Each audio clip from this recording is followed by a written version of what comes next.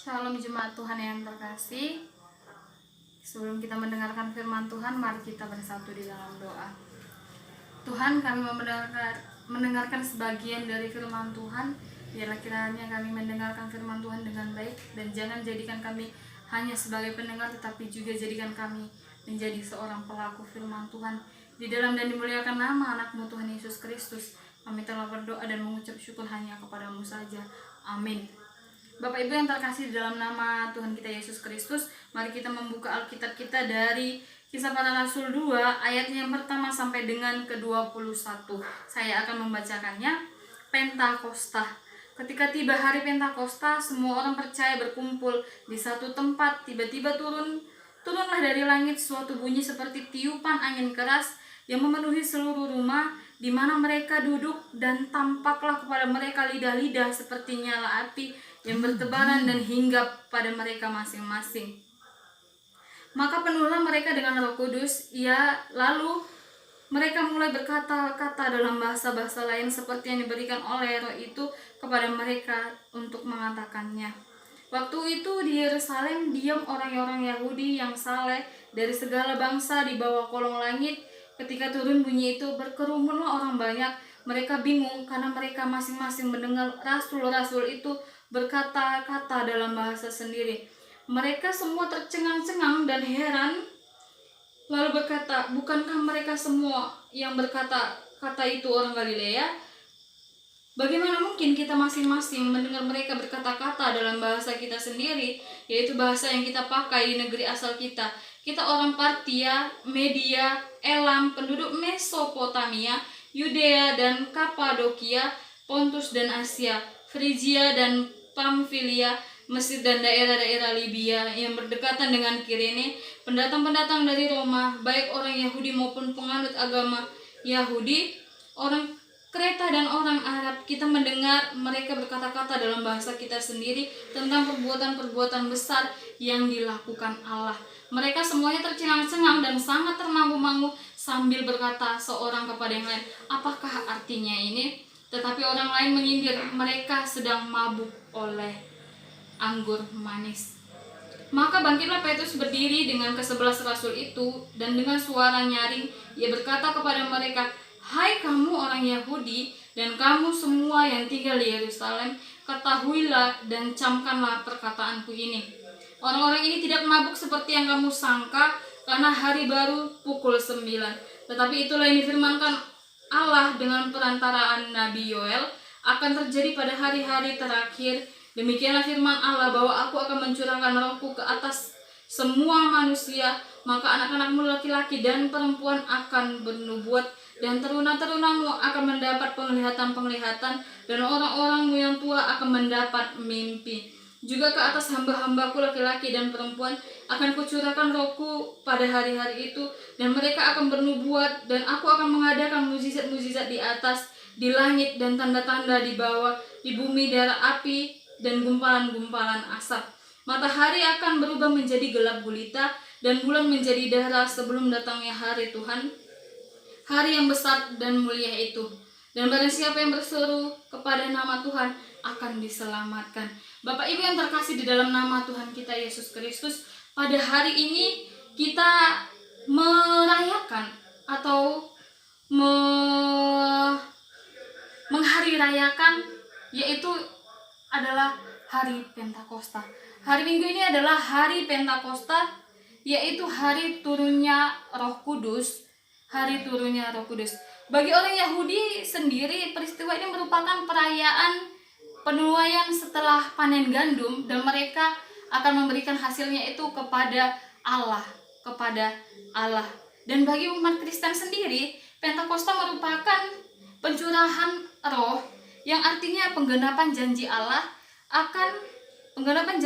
untuk mencurahkan rohnya atas semua manusia untuk menyelamatkan umatnya, barang siapa yang percaya kepada Dia. Ini dibuktikan setelah tercurahnya Roh Kudus kepada murid-murid, sehingga para murid memberi kesaksian dengan bahasa-bahasa yang lain, dengan bahasa-bahasa yang tidak sesuai dengan bahasa Yahudi. Pada ayat yang keempat dijelaskan, Dan Bapak Ibu yang terkasih dalam nama Tuhan kita Yesus Kristus, hari Pentakosta adalah hari turunnya Roh Kudus, hari turunnya Roh Kudus kepada murid-muridnya. Dan pada saat ini Roh Kudus telah turun kepada kita, yaitu jemaat Tuhan yang terkasih. Jemaat Tuhan yang terkasih, dengan kepergian Yesus pada saat itu, pada kebangkitan Tuhan ke surga, pada saat itu murid-murid Yesus menjadi takut, menjadi cemas, dan menjadi gelisah. Tetapi ketika Maria menyampaikan itu, bahwa Tuhan kita telah bangkit, mereka tidak percaya bahwa Tuhan kita telah bangkit.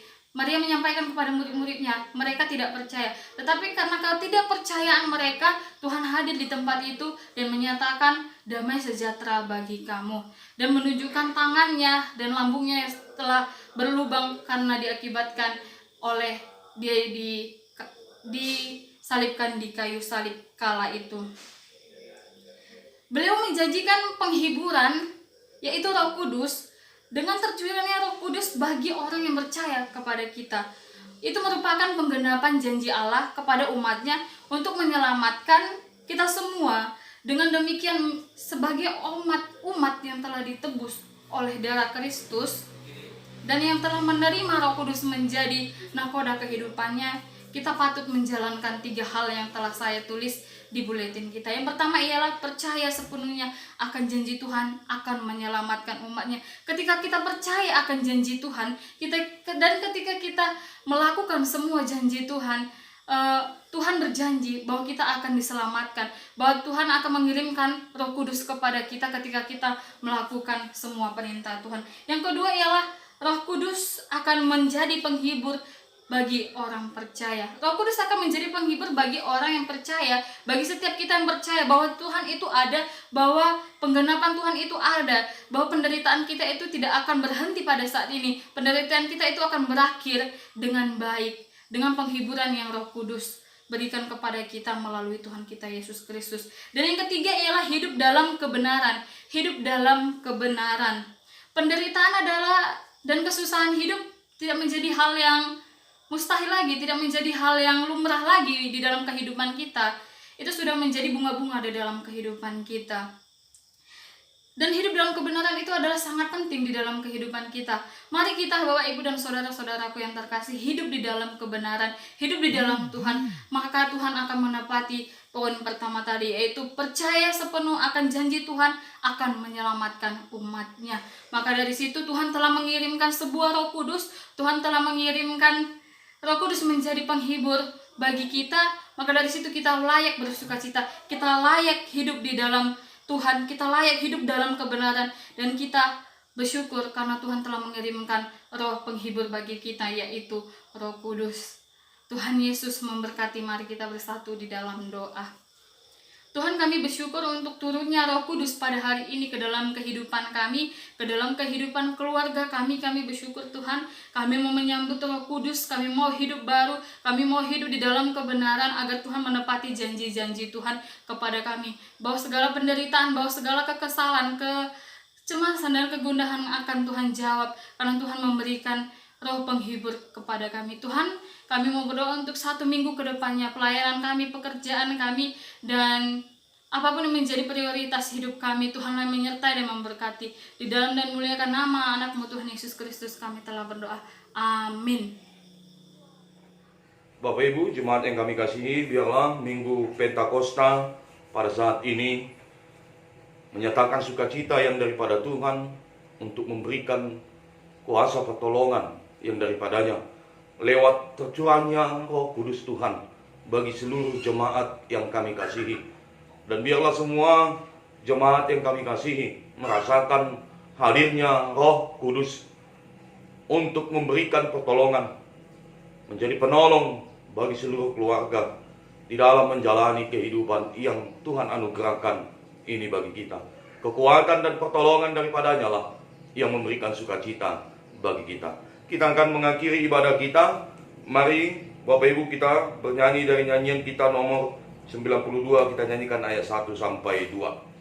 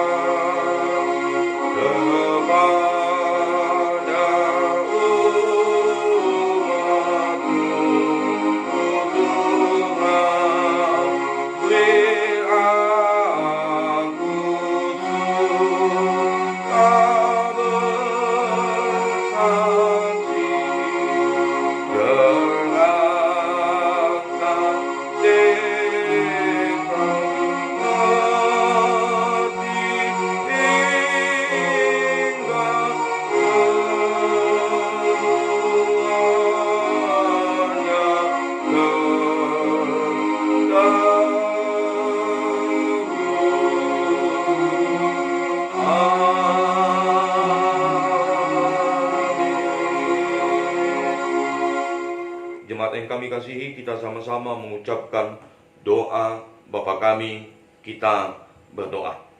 Bapa kami yang di surga, dikuduskanlah namamu, datanglah kerajaan-Mu, jadilah kehendak-Mu di bumi seperti di surga. Berikanlah kami pada hari ini makanan kami yang secukupnya, dan ampunilah kami akan kesalahan kami, seperti kami juga mengampuni orang yang bersalah kepada kami. Dan janganlah membawa kami ke dalam pencobaan, tapi lepaskanlah kami daripada yang jahat, karena Engkau yang punya kerajaan, dan kuasa, dan kemuliaan sampai selama-lamanya. Amin. Kepada Allah beri puji. Kepada Allah beri puji, serta kepada Al-Masih, Roh Kudus muliakan berkuasa dan berkasihan.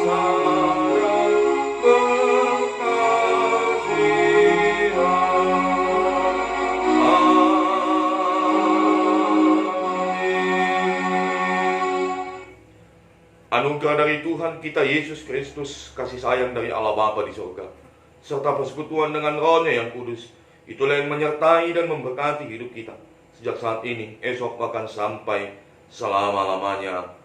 Amin.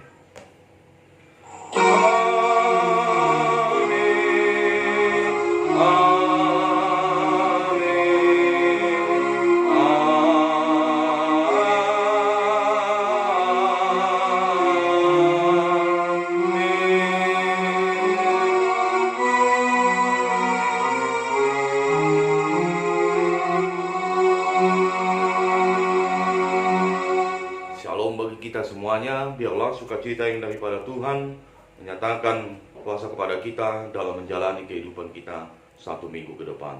Shalom.